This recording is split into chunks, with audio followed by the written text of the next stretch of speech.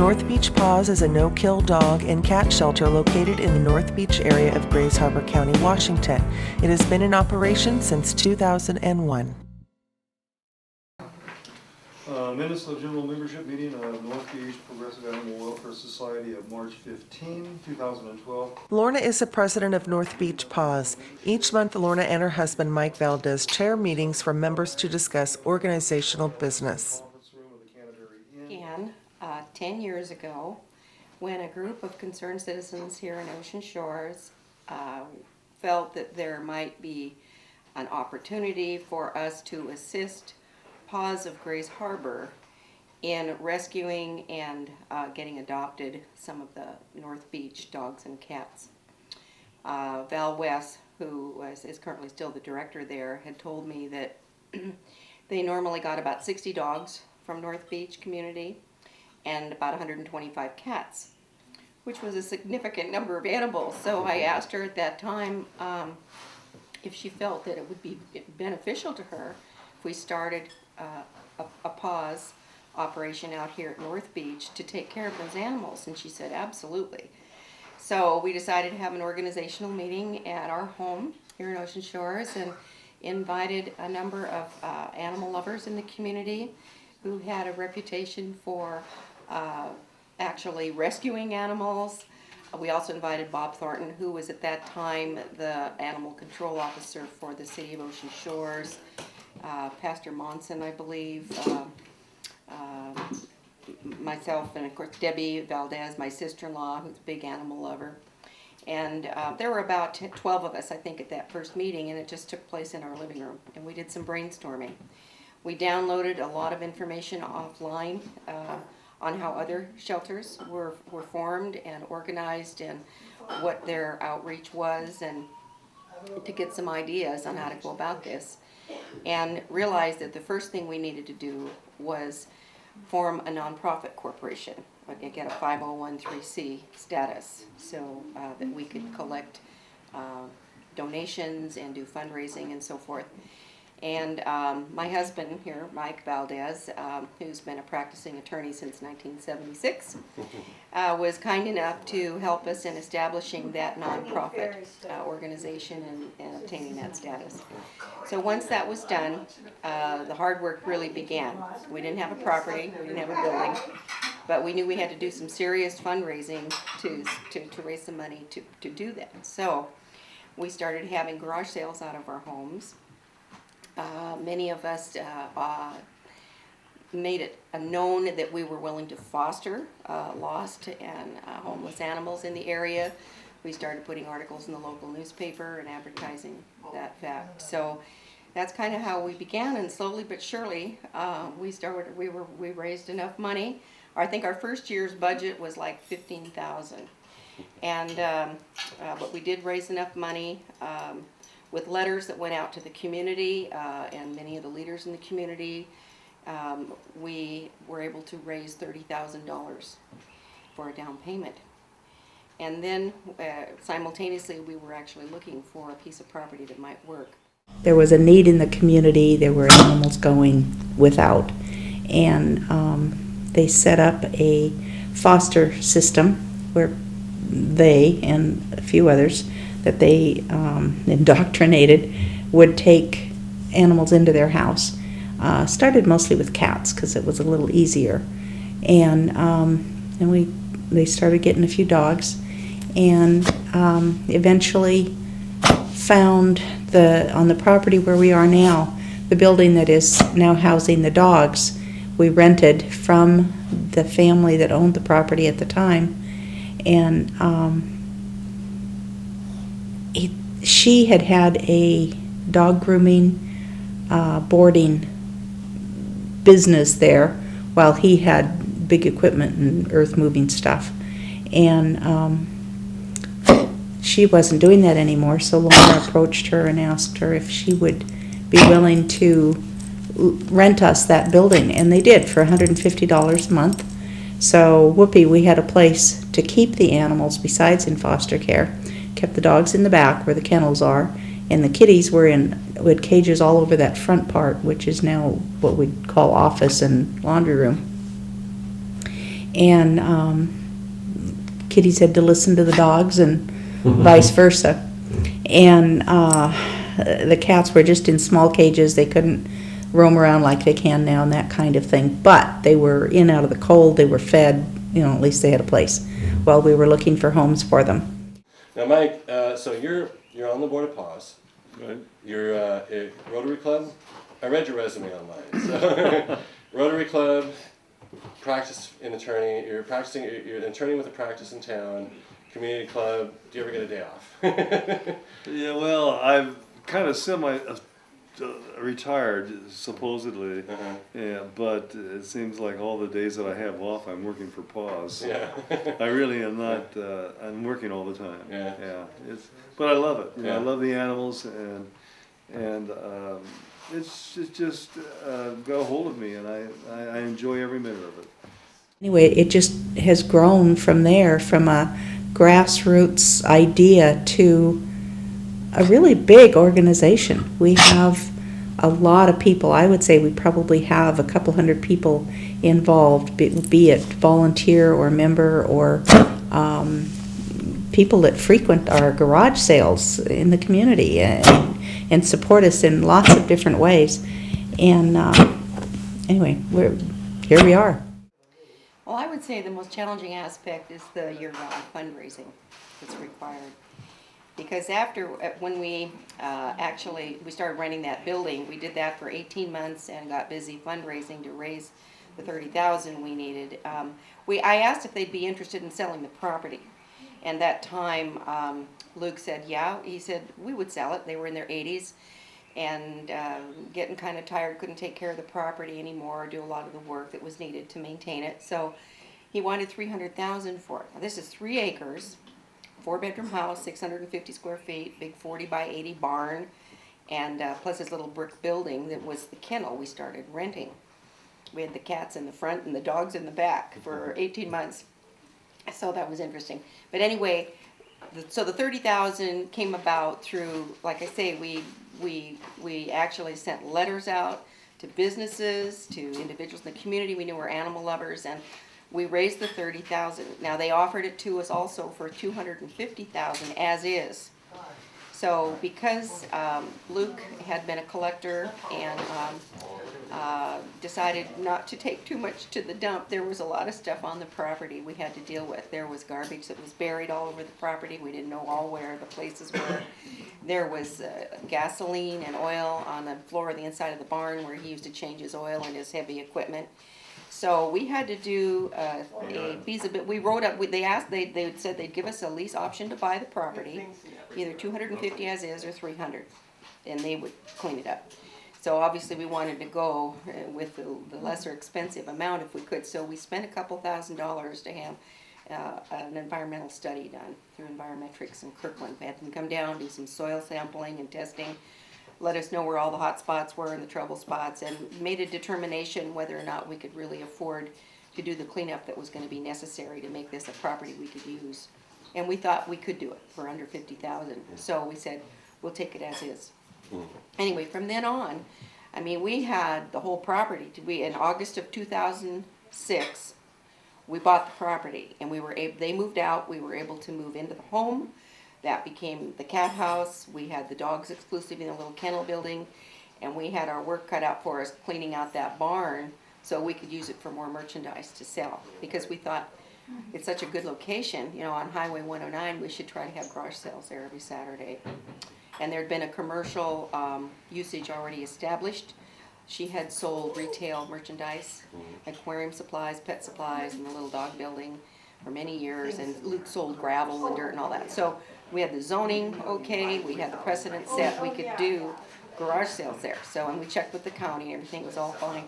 So one thing led to another, and we started having garage sales every Saturday, which to this day are the bread and butter of PAWS that really help us make that monthly mortgage payment, help us pay the veterinarian bills, and so forth. So that's an ongoing fundraising event.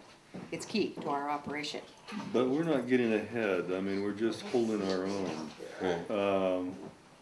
We have a dream to have a state-of-the-art animal facility on that site someday, and that's going to cost a lot of money.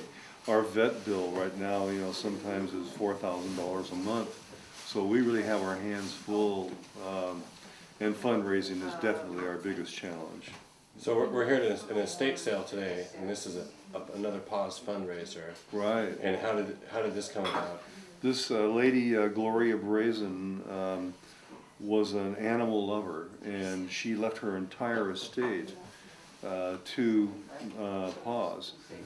But as a practical matter, really the only thing of value is the personal property inside. The house has a huge lien against it from the state of Washington for like $230,000. Ouch. So there's no way that PAWS is going to be able to get any money out of the sale of the house. But the court has ordered that we can have all of the contents of the house, and we can sell that here at an estate sale, and then what we don't sell, we're going to take over to our garage sale in Hogan's Corner. Okay. And you guys all... Other organizations are also active within the community and sometimes partner with each other. This is a wine tasting function held by the Homeless Hearts Foundation, which provides special needs veterinarian funding for low-income residents.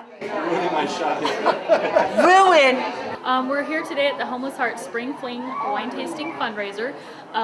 There's wine, there's beer, there's snacks, there's silent auctions, there's raffles. Basically a whole bunch of fun for a great cause. Homeless Hearts exists to take care of the pets that, as we say, fall through the cracks.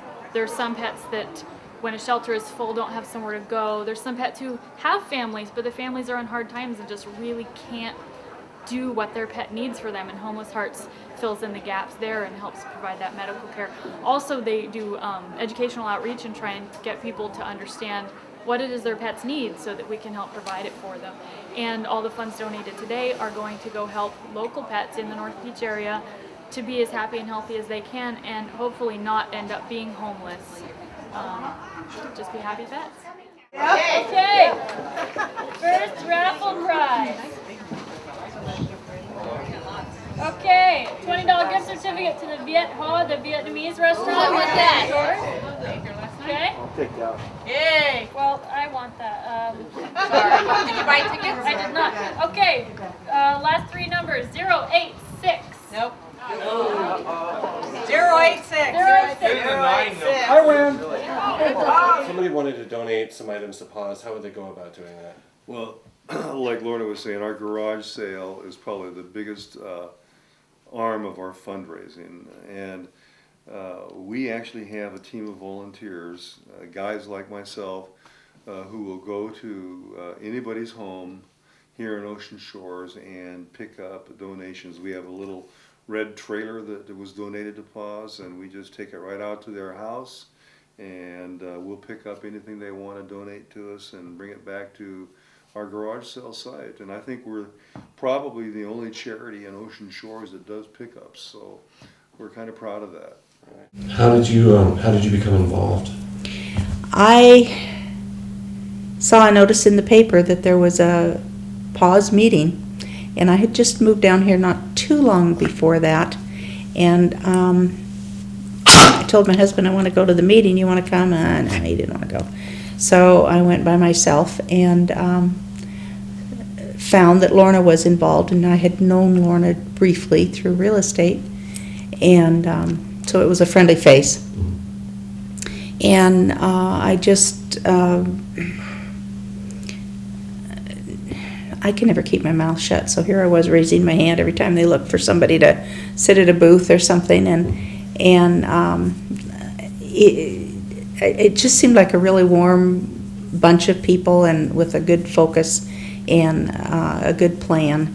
And so I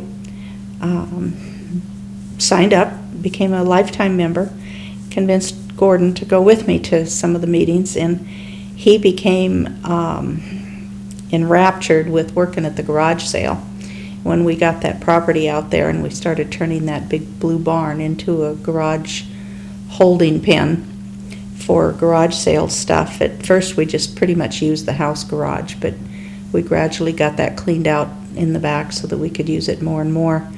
And it got to where he was just living for Saturdays because he had such a line of BS, and he just loved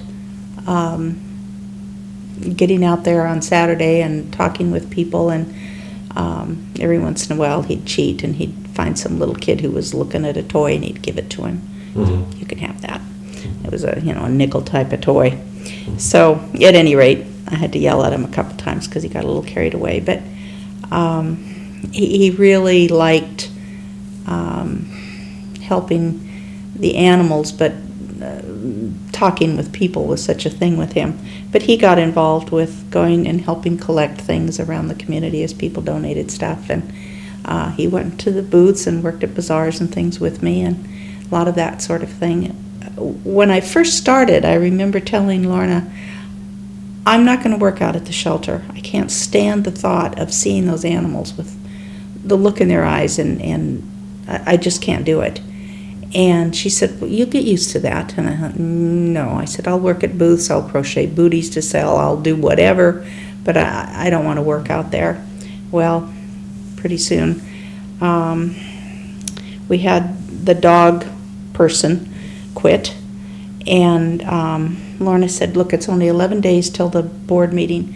If you would just take over so that we have somebody to call, a phone number, field the messages, get them to somebody, put them on hold, whatever, for 11 days, and we'll be appointing somebody else when we have the board meeting. Well, I did it for all these years, and it's just been the last year or so that my own health has taken me away from, well, it's been more than a year that I haven't been able to do much out at the shelter. With Gordon's illness and then mine, it's probably been more like 3 years that I've really had to cut back. But in the last year, I've had to give up doing the dog adoption coordinating at the shelter. I'm still involved with the prison program and the clinics and the vouchers, and just I'm on the board, and I'm still active, but not nearly what I used to be able to do. Every day, volunteers arrive at the facility in shifts to clean the kennels, feed the dogs, and give them some playtime as well as affection. Good morning, I'm Patricia Jollymore for North Beach Community Television, and I'm also a volunteer for PAWS. We're here this morning with Jay and Faye Toll, who are the dog handlers and have been for the past year. What brought you out to the lovely sunny West Coast? Well, we've been on an adventure for since '09 when we retired. And 2009, not 1909. right. And we were online looking at work camping opportunities. Mm-hmm. And we just got in contact with Joan Bass, one of the board members here. And we just talked up and back, and it became... And we also decided, how could we not come out right. to a no-kill animal shelter? Mm-hmm. It was absolutely perfect. We had no idea what we were getting into, but we had to come. Animals, dogs and cats, horses, pigs. No, but it was an adventure. We did not know what we were getting into, and we came. Our kids are grown, and if they did it by covered wagon, we did it by travel trailer and truck, and out we came. And it's been quite a year. It's been a great year. The dogs, all they want is love. They give us more than we could ever give them. It's unconditional, and it's terrific. And this is Jack. And Jack, your back looks wonderful on camera. Yes, it does. Give us a little history, background of Jack. Oh, Jack is 8 years old. He comes from a single home where they kept him pretty much isolated in a garage. They did not pay much attention to him. They would throw him food. He was not allowed in the house, and that was his life. And as you see, he's 8. He's playful. He's a 4-year-old in an 8-year-old body. Now, I had heard that the owner had passed away or something also. Is that? Yes, the daughter took him, and that's why she was feeling guilty, and she finally decided it was time to unload him. Okay. A really sweet dog. Yeah, he seems very playful for, a dog that's a little bit older. He is, because he still has that puppy where he wants to play with toys and jump and all. He really needs to be a only dog house, simply because he's just selfish. And he wants the attention and the love for himself. And he's bright as can be. He can unlock all the locks in the kennels. Oh, you can sit? And he's an escape artist. Yes, I've and- noticed that he can Oh, yeah. lift that latch up and push that gate right And through. he'll probably learn to He's split the got atom that next figured week. out, the deal. Well, I hope he gets a good home, and I'm sure some great person will come forward and All of them do eventually. Yeah. It's so I think the dogs pick their masters, and you see everybody walking away and hearts flying, and everybody's wagging their yeah. rear ends, and it's That just a big nice smile. thing. The dogs don't look back at all. Yeah. Oh, They I don't just blame them. Don't look back. He When likes they're you. ready, they're at the door. They're right by their masters, and they just. I'm gonna get huffy mouth disease. Okay, so this is Friday. Faye and Jay, tell us a little bit about Friday, how he came to be here, and his situation. First of all, we named him Friday because it was Friday the 13th that we discovered him here. We got up in the morning and some people had dumped him outside. They just had him chained up to the fence and left him. And he was very, very, he wouldn't walk on a leash. We had to Oh, we couldn't get. We had to carry him into the building. He wouldn't. He would not walk. So over a period of about a week, he finally relaxed. No, it wasn't even that. It was Yeah. 3 weeks. We gave him a week just in the kennel so he could be And comfortable now and he's he had adjusted. a place. Yeah. Now he's adjusted and he's friendly. He's playful. It's really He was withdrawn very adoptable. for. It was about a good 3 weeks before we could really get into the kennel with him, get near him, and he would. We would go in. He would go out to the back of the kennel, and he would not come near us. We just left him food, gave him a bed, let him know that he had a roof over his head, that Freddie. nothing was threatening. What you doing, honey? And now, He's and really sweet. it's amazing. After the initial 3 weeks, he has blossomed. He wants to trust people. He loves other dogs. He's secure. He knows he's not going to get hurt or be harmed, and he just comes to everyone.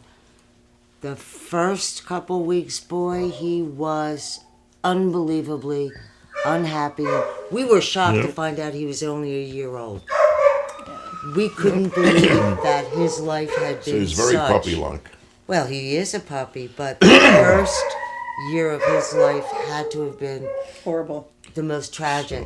I don't know that a dog has come here as bad since I've been here as he was. And to see him now, it's just, whoever adopts him will change his name to Velcro. Because he will be as loyal and as loving and just give 110. He'll spend all of his time on the couch with you. He loves Channel 5. And he'll play, and he won't even need a leash. He is just incredibly bright, loyal, and loving. So it's really, You smell something? it's hard. It's a hard Something thing. smells. Outside, No, it smells like. pissy. Oh, the whole place smells pissy. Yeah. This is a dog kennel. I knew that. I noticed that when the first time I came in here. Good morning. My name's Patricia Jollymore. Sorry. Oh, that's Can't good. you just plug it in from another one when she says good morning? Hi, it's me. You've seen me before. We'll try Been Good there. Morning Breakfast Lover. Yeah. Morning. My name's Patricia Jollymore, and I'm with North Beach Community Television. You're doing and- that over because you were scratching your head. Oh, I was? Yeah. Well, Okay. that's natural. People do that. Sorry. They might think fleas. Well, that's sort of benign if she was scratching All her right, other he's end. going to it would be record nice. 5 hours of us sitting Roughly here. half of the cost. She gives us a discount for the voucher. Now, as something is kind of off the topic that I have to ask you, how many clocks do you have in this house? I've never counted, but when daylight savings time comes around it takes me about a week to find them all and take care of them all. I've got a grandfather clock, and I've got this one that chimes the hour, and I've got that one that plays music on the hour, and I've got, the microwave and the oven, and I've got one on each side of the bed, and the computer, and I've got them on walls in all the rooms. I like clocks. Yeah.